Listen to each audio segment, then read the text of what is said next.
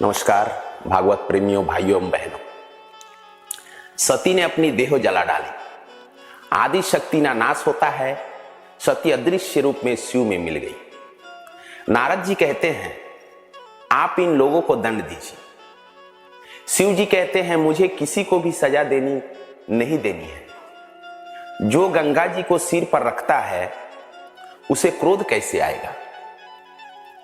शिव जी परमात्मा है, उन्हें क्रोध नहीं आ सकता, काम कष्ट नहीं दे सकता। बहुत सरल मनुष्य को जगत में लोग दुर्बल मानते हैं। नारद जी ने जब कहा कि आपके गणों को मारा गया है तब वे कुछ क्रोधित हुए। उन्होंने जटा से वीरभद्र को प्रकट किया। शिव जी ने उसे कहा दक्ष प्रजापति के जग का जजमान सहित तुम नाश कर दो। वीरभद्र वहां आए, उसने बड़ा संहार किया। यज्ञ भूमि शमशान भूमि बन गई। यज्ञ का विध्वंस हुआ। दक्ष को पकड़कर उसका मस्तक अलग कर दिया गया। देवता घबरा गए, वे ब्रह्मा जी के शरण में आ गए। ब्रह्मा जी ने सबको उपलब्ध दिया कि इस जग में शिव जी की पूजा नहीं होती थी, वहां तुम क्यों गए। जाओ, जाकर शिव जी से क्षमा याचना करो। देवता कहते हैं हमारी अकेले जाने की हिम्मत नहीं है, आप हमारे साथ चलिए। भगवान शंकर की कृपा के बिना सिद्धि नहीं मिलती। कैलाश की तलहटी में सिद्ध महात्माओं के आश्रम है। सब देवता कैलाश में आते हैं। महादेव जी ब्रह्मा जी को साष्टांग प्रणाम करते हैं। देवता सब शिव जी को नमन करते हैं। ब्रह्मा जी हंसते हुए कहते हैं जग को उत्पन्न करने वाले आप हैं और विध्वंस करने वाले भी आप ही हैं, अतः अब यज्ञ परिपूर्ण हो ऐसा कीजिए। आप भी वहां पधारिए। शिव जी भोले हैं, आने के लिए तैयार हो गए। यज्ञ मंडप में रुधिर की नदियां बहती हुई देखी तो वीरभद्र को उलाहना दिया। मैंने तो तुझे शांति से काम लेने के लिए कहा था। वीरभद्र क्षमा याचना करता है। दक्ष के धड़ पर बकरे का सिर लगाया गया।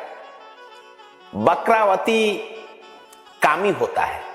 शिव जी की निंदा करने वाला दूसरे जन्म में बकरा बनता है। अज का दूसरा अर्थ है परम ब्रह्म। दक्ष के धड़ पर अज का मस्तक रखा गया, अर्थात दक्ष को परम ब्रह्म दृष्टि प्राप्त हुई। अज मस्तक का अर्थ है ब्रह्म दृष्टि। दक्ष होश में आया और शिव जी की स्तुति करने लगा। दक्ष प्रजापति ने शिव पूजन किया। उसने कहा मैं अपनी पुत्री सती का दर्शन करना चाहता हूं। शिव जी ने सती से पूछा तू बाहर आना चाहती है। जगदंबा ने इनकार कर दिया। शिव पूजन किया गया तो श्री कृष्ण भगवान प्रकट हुए। कृष्ण का मत है कि शिव में और मुझ में जो भेद रखता है वह नरकगामी होता है। इस सिद्धांत का भागवत में अनेक बार वर्णन किया गया है। हरि और हर में दक्ष ने जो भेद किया था वह अब दूर हो गया। एकनाथ महाराज ने भावार्थ रामायण में भी हरिहर का अभेद दिखाया है। सत्व गुण का रंग श्वेत है, तमोगुण का रंग काला है। विष्णु भगवान सत्व गुण के स्वामी है, अतः उनका रंग श्वेत होना चाहिए, फिर भी वे श्याम है। ऐसा क्यों हुआ। विष्णु काले और शिव जी गोरे।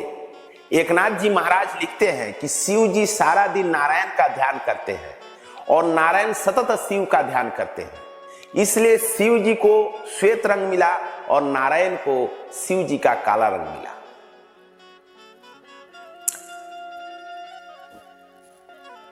अतः दोनों में अभेद हरिहर एक का ही, शिव जी का काला रंग मिला। इस प्रकार ध्यान में ऐसा गुण है कि जो जिसका ध्यान करता है उसे उसका वर्ण मिल जाता है। अतः दोनों में अभेद है। हरिहर एक है, शिव कृपा के बिना सिद्धि नहीं मिलती।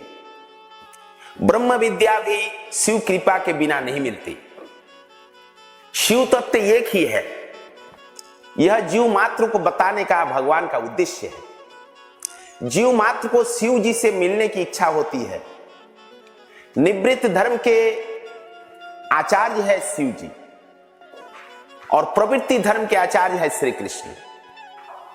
सब प्रकार की प्रवृत्ति में होने पर भी प्रवृत्ति का जरा भी रंग न लगे, इसका आदर्श श्री कृष्ण ने जगत को दिखाया है।